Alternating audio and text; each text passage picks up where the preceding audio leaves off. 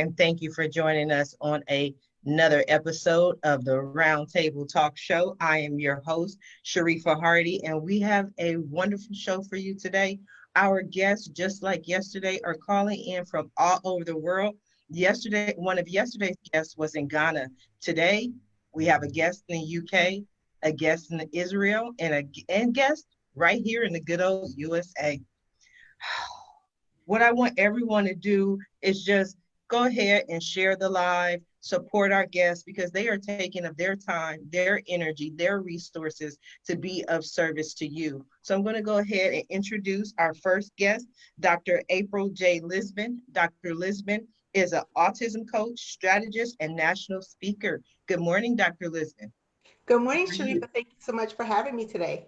You are welcome. Thank you for joining us. I love your background. I think today's show is going to be about backgrounds.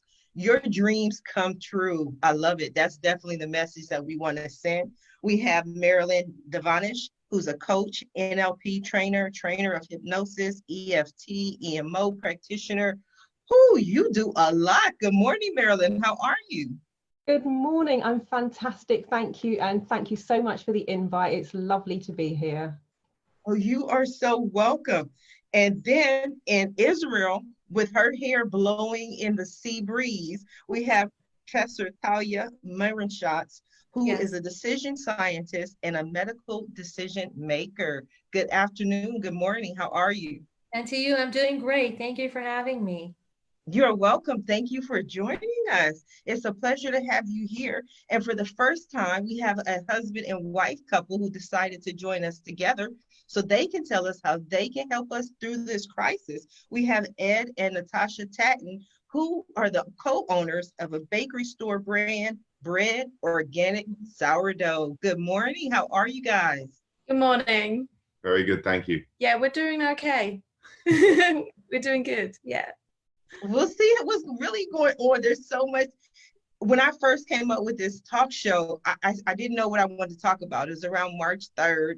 And I said, should I do topics? Maybe there's nothing relevant going to be going on. And then all of a sudden, COVID-19 happened. And all of a sudden, that's all anyone has been talking about. When you watch it on social media, every post, every news channel. So what our guests have really been doing is talking about how their life changed, how it was, how it is, what things they've learned. So I'm going to ask that question. And I want to start for a particular reason. I want to start with Marilyn, because I was going through your bio, through your links. And one of the things I noticed is you actually have been providing tips to your social media followers. Can you give us some of the tips that you provided? So I think there's probably three different aspects that we've been looking at so far. One of them is the whole thing about flexible working and working from home, because that's new for many people. And for the last, 2003, so the last 17 years, I've been going into organizations to help them implement flexible and remote working across the organization. So people have been asking about how do you work effectively from home. So one of my first tips from that is I definitely say set boundaries, because I think one of the things we're seeing now is people are starting to go a little bit stir crazy, because the days are just drifting into one and the days of the week seem the same. So I always say set boundaries, and also have a threshold that when you walk into the space that you're going to be working in, even if that's your kitchen, when you have finished your daily work, clear all of that away. And as you step out of the kitchen, you've finished working. And I'd say that's one of the big things, just to help people get structure. And in terms of mindset and inspiration and motivation from the coaching side of things, I have been a coach and therapist for the last 20 years now. Simple things. I've been for the last 20 years prescribing what I call the hashtag dance break, where back in the day, you get your Walkman, then you get your iPod, now you go to YouTube. And I just say to people, look, if you need a pick me up or a break in the day, like you've just finished this task, before you go just headlong into the next thing, go to YouTube, choose a track that you like. Even if you're sitting down, you can still do a bit of side to side action, but just move and just dance, because in lockdown, that's the one, we've been deprived of even going outside. So, you know, and music has a way of kind of stimulating the brain and the body. It will change your state immediately. And then from there, you kind of go, what's next? So I would say those are a couple of the practical things just straight off the bat that everybody could do, and put that into practice, and it just starts to change the dynamic. And if possible, use the technology that you have at your fingertips, because I've been seeing coaching and therapy clients online since 2005, which is a long time, and the technology was nothing like we have now. So FaceTime, Skype, Facebook Live, old school telephone, keep in touch with people, because people really appreciate, even just send a little message, hey, thinking about you today, how are you doing? You will find that it lands at just the right moment, and that person will say, oh my God, thank you so much, because maybe they were in the grips of loneliness and wondering, is anybody out there and does anybody care? So on those 3 fronts, those are the first couple of tips I would share. I love the tip. So let me ask you, you mentioned that you've been working from home for years. And for me, I've been at home for years, so this isn't anything new to me. But what changed is, you know, I'm doing my typical work at home, and then all of a sudden I have to go to the grocery or go pick something up, and everyone is wearing face masks, and it's like a whole different planet that I'm on. Did you see or feel any changes personally? Personally, it's a bit weird, because there were some memes going around that say this is the moment where you realize your life was a little bit like lockdown. So in terms of the way that I work, no, because I've been running workshops online for probably about 4 or 5 years now in terms of video webinars, because I've got clients all over the world, and not everybody's willing to fly to London, although many of them are. So in that respect, it's not different. I'd say that the real thing that I've noticed is, it's a bit like kids. If you say to a child, you can't have that, don't touch that, it becomes the thing that they want, you know, and now it's the obsession. And so I think the thing that I've noticed most is just the loss of freedom of movement, where when we went out, we do this thing called clapping for the NHS at 8 p.m. One day a week. So we were out, and we were all clapping, and my neighbor shouted off and said, oh, how are you managing without your exercise? Because she knows I just go for a little jog around the block. So things like that, or just going, oh, I've only got 2 eggs left. Normally I just get up, go out the door and go and get my eggs. So now I'm like, oh no, well, have to make a big old plan, or like Marilyn, you live without eggs. So in that respect, in terms of the personal freedom side, and you know, the things I'd be doing, I've got a members club in London where I work when I want to get out of the house. So just not being able to do those things, I'd say that's the key thing that's been the really big difference, in terms of that sense of, I can go where I want, I can do what I want whenever I want, without having to worry about my own personal safety, or that I might be a danger to someone else. So I'd say that's the biggest change for me in terms of the current situation. In the UK, are you now unable to run around the block? We can still run around the block if we want to. But my thinking around that is, because I live on a street where, I'll say this quietly, they're not the youngest bunch of people. Now I'm 51, so I'm not a spring chicken either, but they're an older demographic than me. And I've already had to say no to my neighbor in terms of going around for dinner, going around for a glass of wine in the garden, popping, you know, I've had, because she, you know, they just want to connect. And so my thing is, I don't want to be, I felt bad going, no, I'm not coming round. No, I can't. And even last week when we were out, she came to walk towards me, and I said, stay right there. You know, so it's more of that when you run into people, the natural tendency is yak, yak, yak. And before you know it, so I'm like, do you know what, Marilyn, stay in the house as much as you can until you really, and I've got an exercise bike and all the rest of it. So I'm like not devoid of things to do, but so I just go and stand on my doorstep and just take in the fresh air, look at the sky, and just kind of go, okay, I'm outside. That's good enough for now. Wow. Boy, am I glad I asked that question. So you're basically hiding inside from the people around you. I tell people I've trained for this time frame because I love my personal space. That's one thing that is different I've seen from at least East Coast, West Coast, you know, in New York, in Boston, in that area. If there's, you know, there have to be 30 people on the elevator in order for that elevator to be full. California, 1 or 2, we're like, we're good. Like, we're big on personal space. So I can definitely understand, and I'm enjoying this social distancing. Sorry for all the losses that people have had, but the social distancing definitely works for me, which brings us to Professor Talya. One of the things that you mentioned was that you're a medical decision maker. Right. So give us a little background for those who don't know what a medical decision maker is and how you're being utilized to benefit the world at this time. That's a great question. You know, I would actually love to be utilized a bit more, and I would have loved to be utilized beforehand. Because I think when we started out with COVID-19, people were dismissing it. And I think that's very typical of how we look at health risks. So what we do is we have kind of a binary approach. We're not very good at understanding that something is putting us at risk. So if it's a small risk, we have a hand movement for that. It's like, whatever, you know, I don't care, I'm ignoring it. And that's what a lot of world leaders did. President Trump did it, Boris Johnson did it, I hope he gets better soon. But that's how they felt about it. They said, you know, whatever, it's a small risk, yeah, I'll ignore it for now. And then it hit them. And then it hit them big time, not just personally, but nationally. And when you start looking at the danger and you start counting the dead, that's awful. That just becomes awful. And then the hand movement from this goes to that. It's like, oh my God, you know, freaking out here. What am I going to do? I have to take care of this. It's a massive crisis. I have to handle it. And that's what they're doing. I think that in a way is very typical of how we deal with risks. For example, I hope none of you guys is a smoker, but if you are, you know, it's just one cigarette. It's like, whatever, no big deal. But sometimes people get hit with very nasty stuff because they smoke. And then from, I don't care, becomes, oh my God, but it's a bit too late.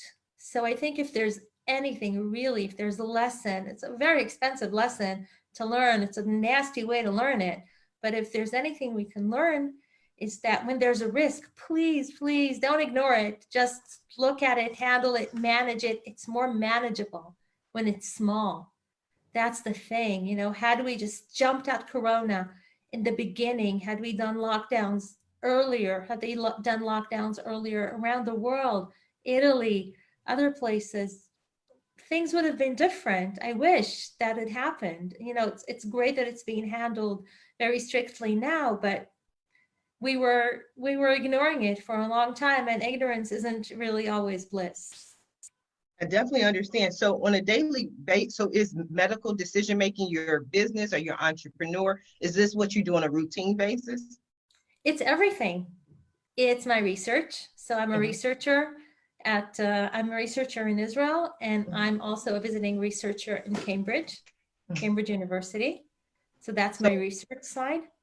So since you're a researcher, you know, I don't know, times may have changed. So you may do a lot more on the computer, a lot more research on the computer as opposed to out and about. How has the quarantine affected you in your research? It hasn't really. Although some things have come to a halt. We were in the middle of a study about birth and women's birth experiences. And well, guess what? Women don't really care so much about their birth experiences a couple of years afterwards when they're in the middle of the coronavirus crisis. So we just stopped the study. We said, it's fine, we'll get back to them later when it feels more relevant. And likewise, there's a study that I was going to start with cancer patients and their caregivers. And we said, you know, their mind is elsewhere. We'll just wait, and that's fine. So you're waiting on your research. One of the common themes for just about every guest on every show I've done these last couple of weeks is that this situation has been like an incubator, and it has brought out their creativity. Since you have been unable to do your research or your projects, what other things have you been able to focus on? So you mentioned that I'm an entrepreneur, and I am. I have a startup company. It's called Buddy and Soul. Buddy like a friend, and Soul. And in it, we created many tools for people to feel better about themselves. Some of it is medically. It's around managing a medical condition, emotionally managing it, figuring out how they feel about medication. And some of it is super relevant right now. And I'm happy and excited to spread the word about that. it's things like stress management. Mhm. Hello, I mean, I don't even need to explain why that's relevant. Um, it's something else. It's about creating a pleasant reality, which seems ironic, right? I mean, you're locked at home, people are dying. Who's this delusional person talking about a pleasant reality? But the truth is, if you can make it pleasant, that's gonna help. A small change can go a long way. So what I'm doing now is I'm trying to spread the word as widely as I can, to give as many things as we can for free, just for people to use and enjoy and benefit from, because we want to give back during these difficult times. So those resources are available on your website? They are, and I can send them to you as well, like to the Ask Sharifa program. Okay, well, Happily, everyone who watches can enjoy them. thank you. We'll be sure to pass along that information. Thank Dr. you. Lisbon, I want to move over to you. On one of the earlier shows, we had one of the parents, his son was on the spectrum, and he was explaining how children in general, this is a hard time for them. They don't understand virus. They don't understand the level of what we're going through. They definitely do not understand being quarantined. But he was explaining how his son being on the spectrum, it was, 10 times, 20 times worse for him. What has been your experience? And were you currently working at a school and now you're at home? What is this process like for you, Dr. Lisbon? Absolutely. So I full-time, I work as a school psychologist in public education. So for me, a lot of our kids who are on the spectrum, their routine, parents' routines, everything is upended at this point. And so it's very difficult to literally explain to your child that what you're normally used to doing as far as brushing your teeth, eating your breakfast, getting on the school bus, meeting with your friends and your teachers, that's hard to describe and define for them. I know, because I'm also the parent of an autistic child, we are to a point where we're kind of sort of struggling with trying to determine how to even do work. What does work look like for us? Because I'm not his teacher, he knows that, and he will tell me, you're not my teacher. And he's not trying to be rude, he's not trying to be cruel, but the fact of the matter is, I'm not a part of his routine when he's at school. And so for parents who do have not only children on a spectrum, but any type of learning difficulties or children without learning difficulties, this process of not having their normal is creating high levels of stress for some children, levels of anxiety. Some kids are excited, that they're like, woohoo, I don't have to go to school. But I think the more days that continue to progress, kids are getting to the point where they're trying to figure out, well, how do I interact with my peers? Will my best friend still like me? Will that person still be my best friend? So things that we never even thought about when the virus actually hit and schools started to close down, we're now thinking those processes, not only as educators, but also as parents as well. Now, one of the things that I love doing what I do, I wake up every morning like, oh, I love my job. But I learned so much. I'm in California, and my aunt, her granddaughter is around 12 or 14. My aunt was telling me that they gave them these huge packets that the parents had to print out. And she was going to take it to like a FedEx or a Kinko's or something and print it. And it was basically 200 pages. And I'm like, okay, do you have any idea how much it's going to cost you to print out this packet for your granddaughter? And so when I explained it to her, she was in shock. So I was telling one of the guests on the show who just so happened to be in Austin, and she said, well, at least they received a packet. She said in her school system, they sent the kids home and told them, teach them something. Like that was the extent of what they said. There was no packet, there was no guidelines, just, teach them something, teach the kids something. What is it like and where are you located? I'm actually located in Virginia, so I'm right outside of the Washington, D.C. area. And I think a lot of school districts do things differently. So for example, my particular school district where I actually work in the same school district as my children attend school, we knew in advance that our schools was going to close the Friday before the children went out on spring break. So our teachers had that Friday to prepare 2 weeks worth of learning materials that they just uploaded into the children's, what we have, Google Classroom. So whatever the learning profile platform was at the regular school, our teachers had 2 weeks of materials to upload to the students. Now, I will tell you, we are officially on the first week of, of learning materials for our students that were not uploaded prior to us going out on spring break. And so our teachers have been doing a phenomenal job as far as finding different websites, free websites for families to utilize in order to teach the children, continue to have them engage with the reading, the math, and the science. A lot of the content that they're doing at this moment in time is nothing but review work. So there's no new learning instruction. It's just to keep the children motivated and excited about learning.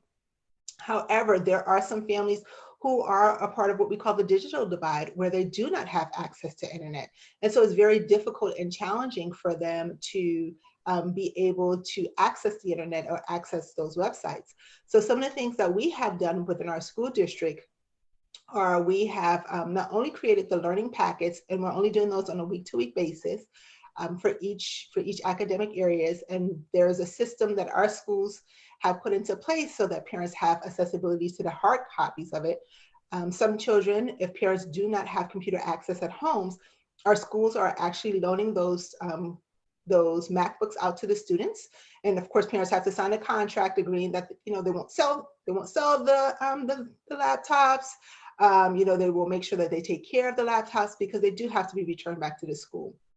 And for those parents who were not able to access the free internet, our schools are actually providing what we call hotspots, where if families are inside of their cars, they can actually access the internet from their cars. So we're doing as much as possible in order to ensure that our students are actively engaged in learning. But I do know, once again, every state is different, every district is different, and really it all depends on when the schools actually close down. I know in some states where I have friends who still have children in school, their districts still have not shut down school. Where I live at, in my state, the governor shut down the entire school system. So our teachers have enough time and flexibility to prepare for the next materials. But once again, it just really all depends on what the state superintendents decide and how quickly can teachers find those resources to upload online, as well as, make things readily accessible for families. Wow, that's wonderful. Good information to know. I'm trying to stay on top of who's doing what, where, so I can provide and pass along that information. So we have Ed and Natasha, and I've been doing these last couple of shows. I don't know why, but I want to leave the brick and mortars for last. And the reason is because everyone comes on the show, like myself and entrepreneurs, not that you're not entrepreneurs, but we're used to working at home. So I'm kind of making an assumption with BRED Organic Sourdough that at some point you left your house. Yeah, we have to leave the house almost every day to go to the bakery, which is kind of nice because it's only a 4-minute walk away. So it's quite a quick trip. It sort of stretches the legs, and then we can lock ourselves in there to sort of work online or prepare for the week's bake.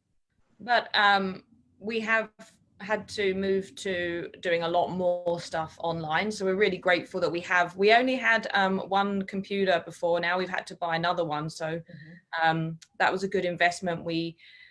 On the 15th of March, we closed our bakery. It was operating as a cafe. So just to give you a bit of background, we're up in Canada, we're in Whistler. It's a big ski town, and our bakery is at the bottom of one of the gondolas. So we had loads of tourists, we had a lot of American tourists, we had a lot of Canadian tourists, and we're about to get loads of Europeans come over from the UK and places for their ski holiday at Easter. And we were just like having such a great winter, tons of people. We just hired new staff. It was all going really well. And then all of a sudden, the ski resort, which is owned by Vail in Colorado, they closed down. And they shut down all their mountain operations. They shut down all their cafes, restaurants, hotels. They even own like some of the Starbucks. They closed those down.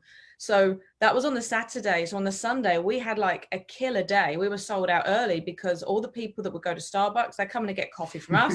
And it was like a great day. And then within 24 hours, we'd closed the bakery, laid off all the staff, and we'd launched an e-commerce platform. So we were selling stuff online. So we had this little website, but we didn't do much with it before, but now it's like our shop. So we are basically making sure that our loyal local customers, the people that live in this town year round, are getting good quality bread, and then pizza dough and a few other items like with coffee beans. We have like some other retail things like jam and pasta. And it's a whole new learning curve for us because we never sold like that before. We never communicated with customers that way before. Everything was very old school. It was face to face, and we had an Instagram platform, so we've been trying to integrate the shop through that, and that's a whole other like minefield as well. But it's also been quite nice to have this time to spend on updating our website, and we tried to take advantage of this like wave of support for local businesses at the moment. Like it's a really good time to connect with your customer base and build some more rapport. Like because of the online system, we're starting to learn the names of some of the customers we didn't know the name of. And they're just like coming in and they're just so thankful that they can still get bread. Okay, so what is that process like? Are you shipping the bread? Are you delivering the bread? How do they receive the bread? So they go online and they can pay online. So we take orders all through the week, and we close the orders on Friday at 8 a.m. And then they get, now we've set up a new system so they can choose a pickup time on Saturday. So each customer gets a 5-minute window. So we prefer to use the term physical distancing, because social distancing, if anything, some people have become more sociable. I know I speak to my family in the UK even more now, just to see how they're doing and, you know, what they've been up to, what's happening on the news. So every customer gets a 5-minute window. So they come in, their order is already pre-packaged, ready to go with their name on it. And they're not around any other customers. So they have the time to collect their order and then sort of go and pack up their car. So it's working really well. Wow, it sounds interesting, but again, it goes back to that creativity. You had to create a process in order for you to sustain your business, and it sounds like you did a wonderful job. Now, again, you're the first husband and wife couple, the first 2 people in one slot that we have. And one of the things that we have been discussing is going stir crazy. You know, a lot of people talk about how, I had one guest who he worked from home and his wife traveled a lot and she was never home, and he enjoyed having the house to himself. Now, all of a sudden, they're quarantined together. So it's a whole new experience. Have you found this to be a new experience for the 2 of you? Well, we were working together side by side. So Ed it's an open plan kitchen concept. So the customers, when they're in the shop, they can see the bakers making all the bread and baking, and it's a lot of theatre involved in that, really. And so we were in the same space, and I would be more front of house and Ed's obviously the kitchen. So we got some experience working together. But yeah, I mean, our schedules were slightly different. Like Ed would normally be there earlier than I would, and I would close the shop later and he'd go home. But there have been a couple times so I've been like, you know, haven't you got anything to do at the bakery right now? Like I said, you know, I've got close. some. You should go. Yeah, and like some of the admin stuff, like when I'm dealing with customers, like if I'm sending a bulk email to everyone, like reminder, don't forget to pick up your bread tomorrow. I have to like focus to make sure that I'm making that like a blind copy email and not sending everyone's email address. That kind of, and Ed will just be chatting to me like, oh, so I've got this really cool idea for hot cross buns. How about like, have you ever had a hot cross bun with carrot in it? And I'm like, what? So like, do you want to just like think about that quietly in that corner while I so definitely getting used to a sort of new approach to work, and it's nice that we still have the shop, because even though 6 days a week no one's in the shop except for us, it's like we're going to work, and when we're in the shop, you know, we're doing work stuff, but at the same time, if people see us in the shop, they'll try and come in. There's people that still don't really know what's going on. There's still a few oblivious people around. Sometimes people come up from Vancouver, from the city, and they think that, oh, Whistler's outdoorsy, you know, it's safe. It's safe to be outside. So they'll just be strolling around looking for something open. Wow, interesting. It sounds like you guys have a lot of fun.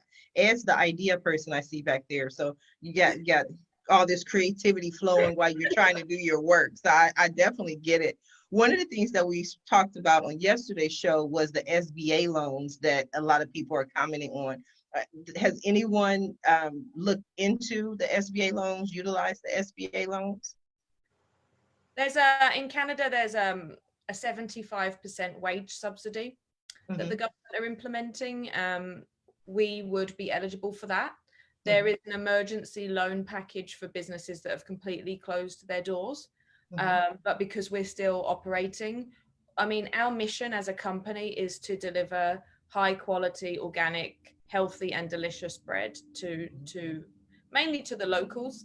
And then as a sideline, we have an espresso bar and cinnamon buns and lots of treats that tourists would come and get as well. We have a lot of part-time locals here, people from Seattle, people from Vancouver that come at the weekends, and then they want to get bread just for breakfast, whatever.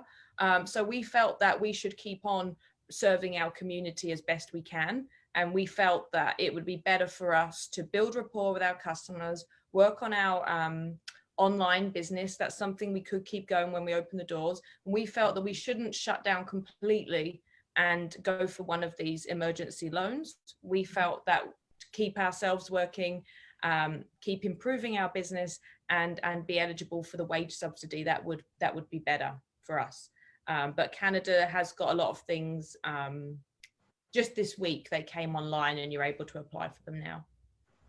Right. Marilyn, do you have work with any of your clients or people with the SBA loans? I really think because I know it's probably another 2 to 3 months before a lot of this really does come on stream. So there's a lot of talk about it, like my clients who are in jobs, they've had a thing that they've been what they call furloughed. So they were all sent home, and now the next level of that is that they're not allowed to work, because if they work, then the government their organization can't claim from the government.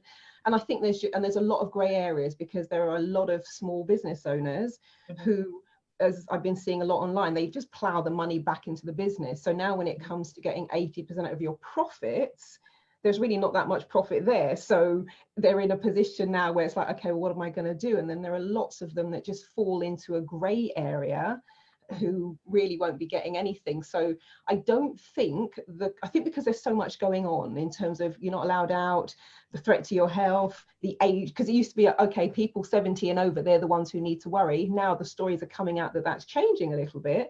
And I really think that wave hasn't hit people yet.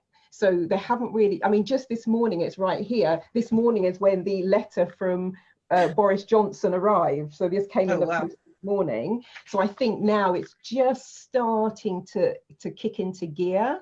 And I don't think people have had enough time to actually understand the ins and the outs and the implications and who can apply for what. And I know people I've spoken to have said, they've just been tied up in red tape, or these systems are overloaded. So if you ask me in about 3 or 4 weeks time, I'll probably have a better steer on that. But at the moment, I think people are just in like, let me just deal with what's going on right this second. And that's going to be the next thing that I think that people really start sort of looking at a bit more closely. Okay, so that means you're going to come back in 3 or 4 weeks and give us an update. I could do that. Thank you, because I'm trying to help people. That's my goal, like find resources. What can we provide to people? And I think that's what Professor Talya was talking about earlier, is the delay in responding. I'd like you to talk a little bit about that, Professor Talya. So yeah, I was talking about that in the context of any medical decision we make. So there are 2 things I want to give. One is really with regards to anything medical, anything you can think of right now of a great way to take care of yourself. Please be kind to yourself and do it. It's a great time. I mean, it's a terrible time and it's stressful and we're stuck at home. And if you have small children, it's even harder. And if they're autistic, my heart goes out to you always and now in particular. But if you're still capable of dealing with anything, it's a great time to start a reset. I think that's kind of what I've been working toward. I'm developing a webinar series on what are we learning from COVID-19. I'll come back and talk about it when it's Thank you. Come back. I'd love to, because I think the world has changed completely. It's like upside down. An image that I chose for the webinar series is just the world standing on its head, upside down. The sky is under, the trees are above. What's going on here? Everything is different, but eventually we'll be back. We'll be back on our feet. The sky will be above and the trees will be below.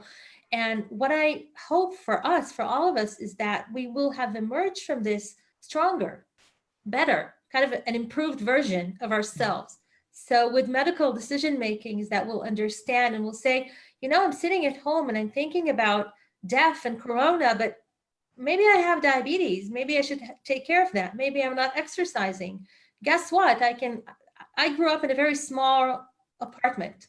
My bedroom was tiny and I would exercise every day for an hour. I had a tape, had a cassette, and I would exercise and I would run. You can do it, seriously. I mean, that's a great way of like getting yourself to do stuff and to take better care of yourself health-wise.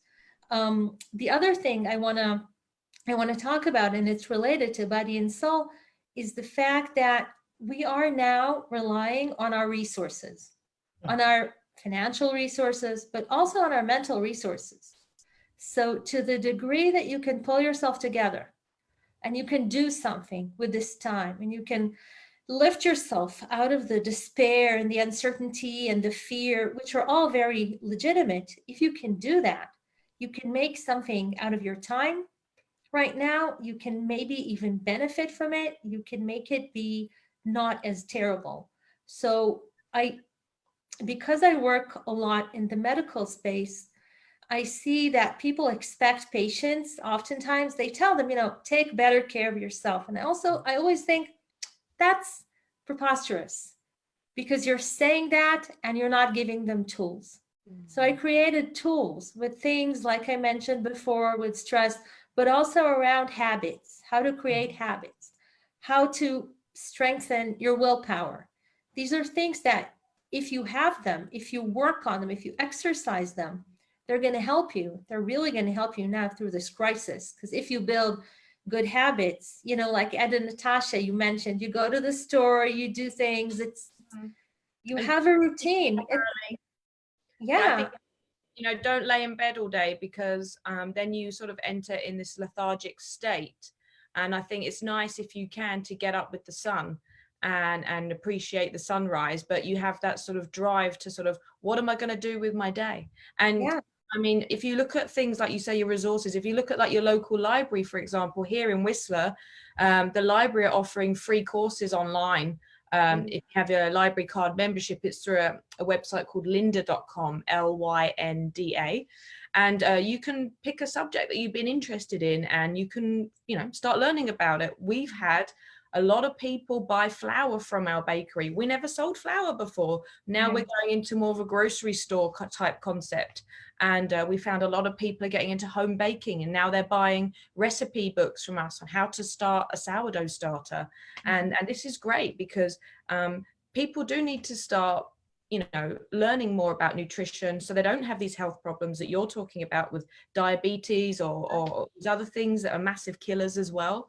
And you know, finding something to occupy the time, and they'll come out of this and they'll be more knowledgeable. They'll have another skill. You know, there is a time of opportunity for people. You know, don't sit in your little pit of kind of, you know, why me and why is this happening to me, and be angry about it. It's just, how can I turn this into an opportunity? Absolutely, I agree. And, you know, and I'm trying to give people tools to do that, because it's hard, because you need to pick yourself up, and sometimes you need a very big lever to pick yourself up, not just because you're big, just because it feels heavy. It feels very heavy. So with willpower and habits, it's a great way of lifting yourself from where Definitely agree. I think one of the things that happened to me was kind of interesting is right about the month before all of this happened, I was in this phase of wanting to improve myself physically. I did a 5-day juice fast, and then I went back to making sure I drank more water. I'm eating my spring mix salads, and I was in this phase, and then all of a sudden everything hit, and I had Costco pizza this morning for breakfast. You know, it's like Eureka! I did. I'm being honest. Like Dad. all of a sudden, it's like I wasn't in that mindset for the salad. I mean, Ed, you can relate. I know Ed's feeling me. Ed's with me this morning. Any time of day, for sure. He's got cold pizza in the fridge right now. He's been thinking about. Exactly. But I mean, it just changed for me because I don't know why, because of everything that's going on. So I couldn't really focus on the health aspect. Anybody else had that experience, or am I alone in this quarantine? Nope, Sharifa, I am right there with you. You know, one of the things that I realized at work was that my coworkers were my accountability partners. And so when it came to lunch and ensuring that everyone in the office, you know, ate healthy 4 days out of the week, and then one day we had that one cheat day, you know, it really helped us as far as creating a space of healthy living so that we, you know, had a positive mindset and we were working the way we needed to for our students. Now that I don't have my colleagues with me, you know, I've eaten like a whole box of saltine crackers and, you know, things that I traditionally would not eat. It's like I'm just eating for the sake of eating because I don't have that communication anymore. And so, yeah, I'm right there with you. Haven't gotten to the cold pizza yet, but Don't get there. Don't get there. but hey, I'm eating the children's snacks. I mean, Cheetos, Doritos, anything that I would have normally not have eaten while I was at work, I'm doing it now because I'm trying to fill in those gaps gaps where, you know, I would be working and, like I said, working with students, working with colleagues, just connecting, you know, so not having that accountability is almost like giving me space to kind of sort of pig out just a little bit. Yeah, I want Marilyn to discuss that, response to that. But I wanted to say, for me, I always knew that I'm an emotional eater.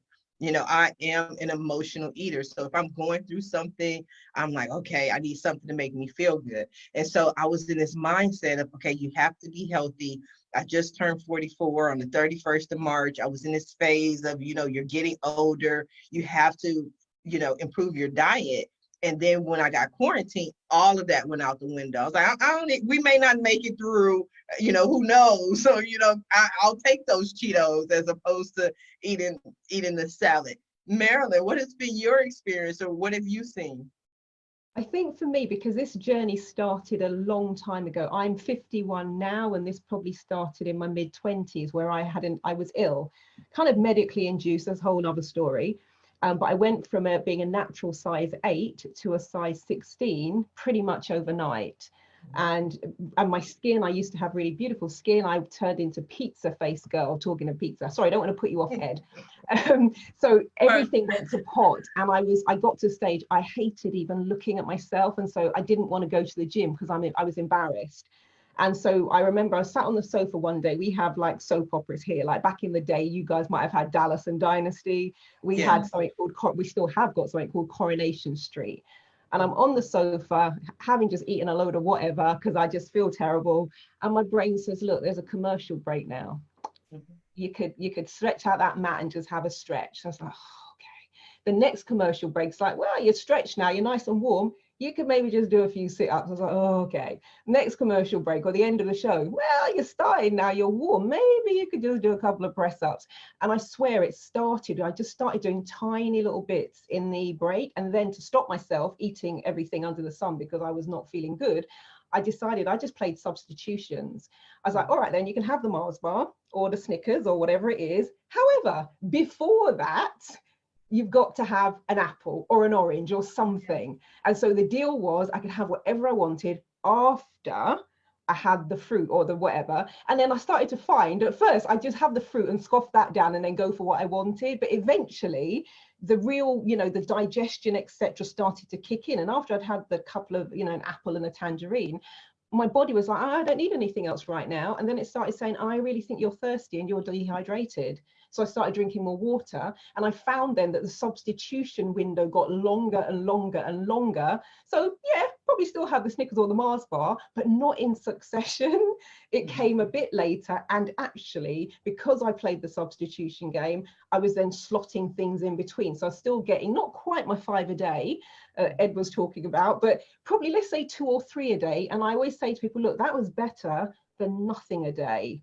And because it took me probably, I probably did that for about 1.5 years, just very quietly in the breaks, in the commercial breaks. And I just remember the day I'm walking through town, I run into a guy I've not seen for a while, who I used to work with.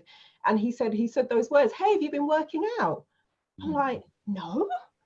And then I thought, oh my God. And I suddenly realized that my little bits in the commercial break started to make me look as I've been working out. And I'm like, man, this is cool. So then I wanted to do a bit more of that. And so now I am the woman who I'll be on the phone to you, and you might hear me going, and the reason why you might hear me going, because I've got a Dynaband tied around my leg, and I'm sort of doing a bit of exercise while I'm on the phone. So it took a while to build the habit. Don't get me wrong, it didn't start overnight, but I just thought I'm just going to start with one little thing. And my logo for the last 20 years has been the ripple effect, where you do something and it's like the cat. I don't know if you can see it behind me, but that's the logo and the card. But that's been my logo for 20 years, because I just suddenly thought, what is it I do for people? And I said, I know I'm like a catalyst, and I'll do something, even if it's seemingly quite small. And then that continues to ripple throughout people's lives for decades. And the reason I kind of designed what I do like that, and normally it only takes 5 minutes to do the things I ask of my clients, but I say, trust me, just do this for 5 minutes, do it for 7 days without moaning, then come back to me and let's talk about it. But by day 7, they're like, oh, this is cool. So it's, for me, it was that little and often approach, and I'm still kind of doing that now. So my thing is Pringles. I like Pringles and a thing called kettle chips. But I always have them on a Sunday when I'm watching Columbo. And so I'm like, I'll have them on a Sunday. Did have them last Wednesday, but I like, Marilyn, you know what's coming? Nothing for you on Thursday. So I made it like a game. It was a game, but it did work.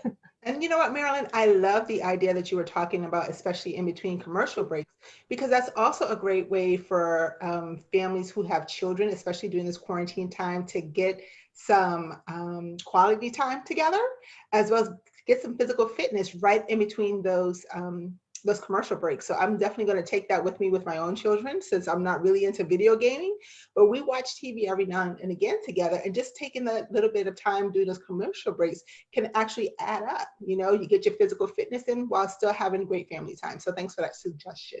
And Dr. April, one of the things that might start to happen, because you've got the family, is what you do it first, and then it becomes a thing like, okay, we did, I don't know, 5 star jumps in the last break. Could we do 7? Do you know what I mean? And then it becomes this kind of thing, and it actually can take on a life of its own, because that's what started happening to me. I was like, okay, I managed 2 press ups, oh good. But by like 10 weeks down the line, I'm like, Marilyn, you could do 20, come on now, girl. So you can really have fun with it as well. And it doesn't even have to be exercise. You might say, look, let's tidy up. Oh my God, this is a mess. Let's see how much we can put away before the movie comes back on. You could use it in all kinds of ways to get other people engaged, for sure. Absolutely. I love your fun attitude. I absolutely love it. I think it's fun. Things are doable. Things are fun. Things are bite-sized. If you talk about what our slogan is, change your life for good, and that's big, but you can start small. In fact, you have to start small. You started cleansing with a glass of water, Sharifa, or a juice. You started with 1. You started with 1 commercial break, Marilyn. And that's the way to do it. I mean, when we create courses for like reframing your life story, it's a big one, right? But you can do it, and it's 1 step at a time. And I really believe that's the only way we can do it. Like building up our muscles, our abs, when we work out, but also our mental capabilities of rewiring ourselves, creating those little habits, one by one, not saying, I can't run a marathon, therefore I shouldn't exercise. You can walk for 5 minutes, I'm sure. So let's start from there. And that's the approach we bring to Body and Soul really, because we're not sugarcoating. We're never saying, oh, it's going to be easy. That's a lie. Why would I lie to anyone? We're just saying, we have great faith in you. You can do this. And every one of you has been sharing such inspiring stories about things that you did that weren't necessarily easy, but you still managed to pull them off. Mm-hmm. One other thing I'd like to add to that is if you do want to eat something naughty, like a pizza, why don't you say to yourself, I can only eat this if I make it myself from scratch. I'm not going to order it takeout. I'm going to make it all. You lost me. You lost me. Yeah. You lost me. Because then, then you're spending like an hour, 2 hours making the thing. And so that's time spent not eating that thing. And so when you get it, you really deserve it and you're going to enjoy it so much more because you made it yourself. You see, my father would like you. He's always on getting on me about I order everything. Almost everything is delivered. And we have this conversation, debate all the time. And like, well, someone somewhere went to culinary school. That was their dream. I'm here to help them live their dream. Why would I be a dream killer? You are our dream customer, Sharifa. I am. I really am. All the advertisements on television, they made specifically for me. All I have to see is one ad and I'm buying it. It's food. As long as it's food, they can the all new potatoes and rice combo. Like, yeah, I gotta try that. That's me. But it was a good try, Natasha. I'll give you that. Okay. Well, it's one of some people. Okay, you can eat what you want if you make it yourself. We've definitely seen an increase in any sort of tutorial sort of video that we're posting on our social media. It definitely gets a lot more traction than just a photo. Like you said, it almost works like an advert, so people can pick and choose what they want to take from that tutorial.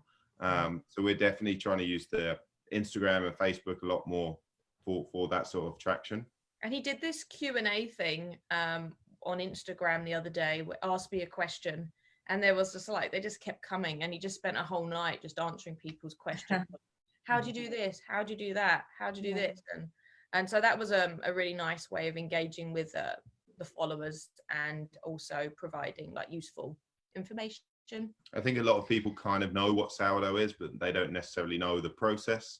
So now that people have more time on their hands, they're reading more, they're sort of, apparently there's been a huge boom in sort of 20-something-year-old adults that have got the time, a bit more health conscious and want to sort of be cooking more at home. I mean, I can imagine this is a time of learning. This is an incubation period. So I've heard people learning different languages, learning how to sew, people just want to learn because more than anything, we have the time and people don't want to sit idle. So if they're forced to be at home, what can we do to be more productive? But I want to go to Dr. Lisbon and ask one of the things that you mentioned, especially about the children on the spectrum, is habits. I think I heard Marilyn and a few people mention the word habits. When you spoke earlier, Dr. April, you said things like getting up, brushing their teeth, getting ready for school, like those are their normal habits. How important is it to try to keep those routines the same? Like, still getting up at the same time to get ready. Those habits are still important because eventually when this all clears up, our children are going to have to go back to school. But what I would tell parents is don't try to force it. And what I mean by that is, everybody is right now in a state of high levels of anxiety because of the uncertainty of COVID-19. But what I will say is you can be flexible with the bedtime, so if your child typically gets up at 7:30 in the morning and they decide to get up at 8 o'clock, it's okay because once again, the process is still the same. You're still brushing your teeth, you're still washing off, you're still getting breakfast. So you don't have to hold hard and fast on the rules. Now, there are some parents who are going to be like, well, my child is rule driven and they will come into the bedroom and wake me up if I'm oversleeping. And that's okay as well. You just have to be flexible and learn to create boundaries and space, even for children on the spectrum. For some parents, that can be hard for them because some of their children may have some behavioral issues, but setting reasonable boundaries, whether it's with visual cues, creating pictures online that you can get from the internet or through magazines, or even having your child to draw it. You can create visual schedules to help them to learn their new habit that's at home. You can also provide you know, something as simple as just walking them through the process. My son is a lot older now. He's in high school, but there are some times when he still comes into my bedroom extremely early. And I'm like, I call him dude. I'm like, dude, it's you're not in school anymore. It's okay. You can sleep for a little bit. And he'll be like, oh yeah, mom, I forgot, you know, because that's a part of his script. And so what I tell him, it's that, you know, it's okay. You don't have to automatically come to my room because that's what you're normally used to doing. You can go ahead, use the bathroom, get your breakfast and all those things of that nature. And it's okay because mom is still here. You're still going to have your 9 o'clock start time to do your virtual learning. You're still going to get opportunities for your technology time. You just as a family have to decide exactly how you want to create your new normal at home. And just remind yourself that, you know, this is a new normal, and it's okay if there are some flubs or some, you know, things that don't go right the first couple of times, because they're not, you know. But once you get a rhythm, once you get a system in place, stick with it so that it keeps you and your child grounded throughout the process. Wonderful, wonderful advice. I mentioned earlier, Marilyn, that you are an EFT and EMO practitioner. We didn't get an opportunity to discuss that, but I would love for you briefly to elaborate on what that is, because I had a follow-up question for you. So I do about 20 different modalities. I started off with 4: NLP, hypnosis, timeline therapy, and Hawaiian Huna. And then over the years, added loads of different modalities because I realized one size didn't fit all. So I wanted a bit of flexibility. And one of the things I like about EFT, the emotional freedom technique, for people who feel like they want to do something, because some people just like, look, I'm just going to chill. My body's tired, my mind is tired, my soul is tired. You'll find me here. So those people That's like me. Chill, cool, relax. And then That's there are me. people who are like, I want to do something. That's so not EFT, me. the emotional freedom technique. So Californian. I Yes. love it. I love it. Go ahead. I'm sorry. No, it's fine. It's a good conversation. And with the EFT, it's a thing that people can physically, you're tapping on the body to kind of release stuck energy, or people can simply just tap what they call the karate chop point. With the emo trance, that's again, it's perfect for this time, because the emo trance is about if you feel something in the body. So fear, anxiety, worry, all of these things are swirling around, and many people are going through what Elizabeth Kubler-Ross would have called the grief cycle, where first you're like, what the hell is going on here? And I think the reason, you know, when Professor Taylor is saying we're not acting fast, we weren't acting fast enough, people are in denial. They're like, huh, what? They're kind of shocked that it could even be that, because you only see it on the movies. Then you drop down into the anger, the fear, and all the rest of it. We're seeing that backlash in the world now. People are either angry at those who are not self-isolating, or angry at the government, or angry about 5G, or angry about this, coming from all angles. And when people feel that in the body, I can say, okay, where do you feel that emotion? And the first thing is like, what? If they're not into their body. And I say, just close your eyes for a moment, take a breath. When you think about the anger, the worry, the anxiety, where do you feel it? And they'll go, oh, and even if they're on Skype, they'll go, I don't know. And I'm like, I'm watching you. You've just showed me where it is. But then I'll say, okay, if you were to think about it now, and then they'll go, oh my God, it's here. And with the emo trance, the idea is you're saying, okay, if you could start to get what you need to learn from that and then release that, how would it leave the body? And I'm telling you, 10 times out of 10, everybody has an answer. They'll go, oh my God, it's sort of breaking up, and it's sort of, you know, running down my chest and going out my legs, or, oh my God, it's gone up my head and it's gone out my ears. They'll say something.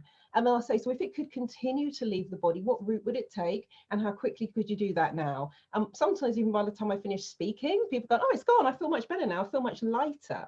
And there was something like the Huna, and I did a call last night. I did like a free webinar, and I was doing something called Huna and Access Consciousness. People came onto that in a real state. By the time you finished an hour and a half later, you know, I went on Facebook today, people are like, oh my God, I feel so calm. I feel so relaxed.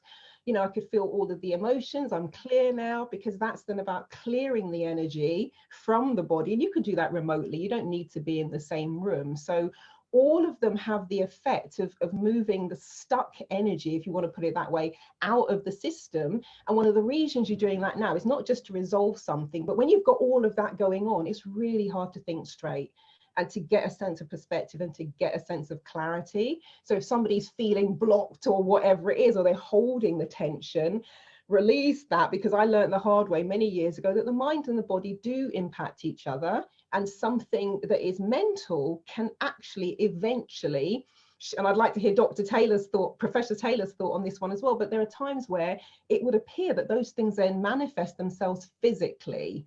So someone who's always angry, they've, you know, like got some ulcer problems, or somebody with the weight of the world on their shoulders, the back and the neck is stiff.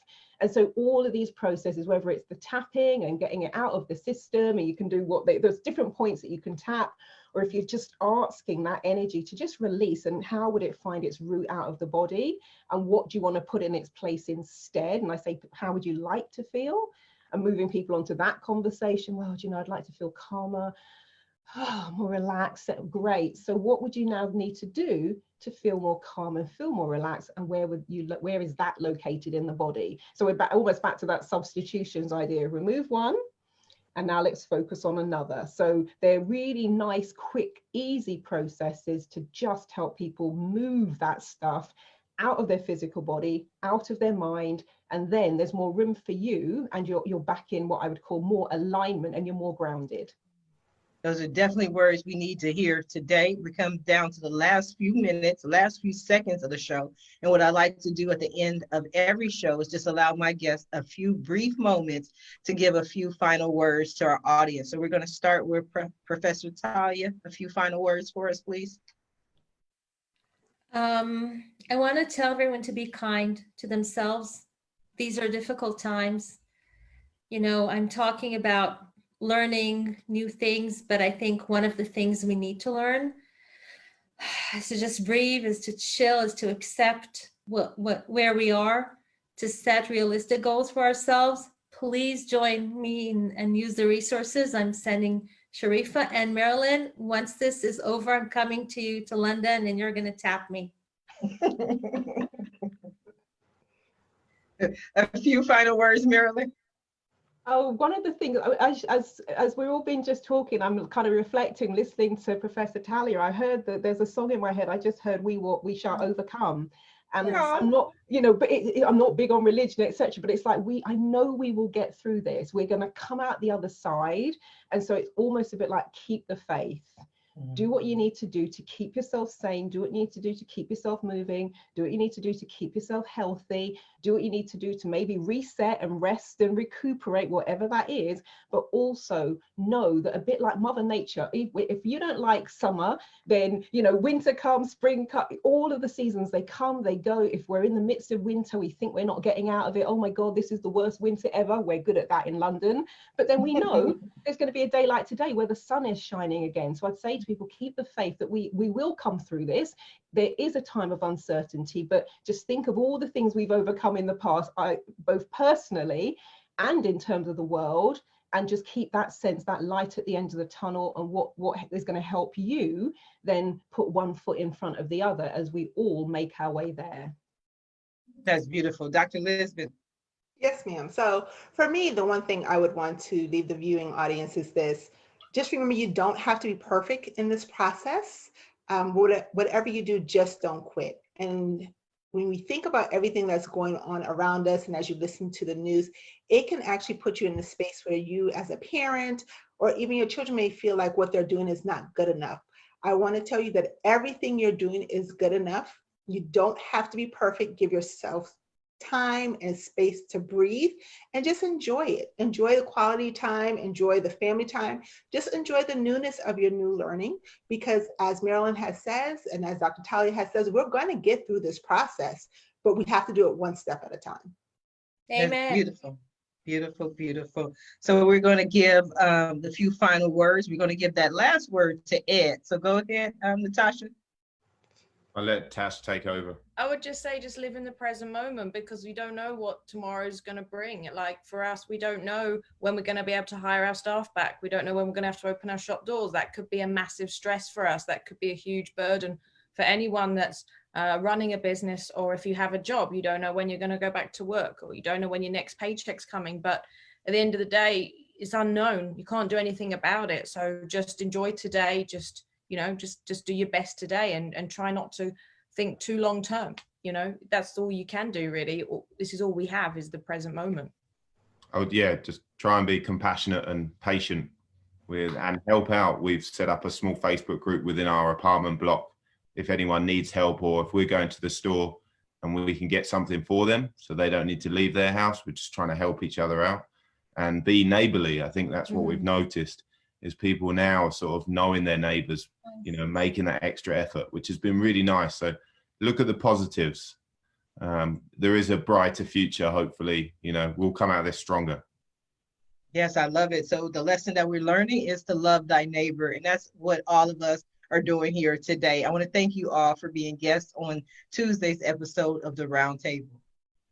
Thank you. Thank you so much. You are so welcome. And I want to thank everyone who watched the show live, everyone who tuned in and watched it in the archives. We definitely appreciate your support. I'm just going to ask you to support the show and support our guests. I've added the links to the websites of today's guests. Please check them out. Please follow them on Facebook or in social media, Instagram, Twitter, LinkedIn, whatever they have. Please support today's guests, support local businesses. That's what I'm asking of you. Go ahead and share this video. If you're interested in being a guest on the show, please visit the website at asksharifa.com. Until tomorrow morning at 8 a.m., we are out. Everyone have a blessed day. Bye now.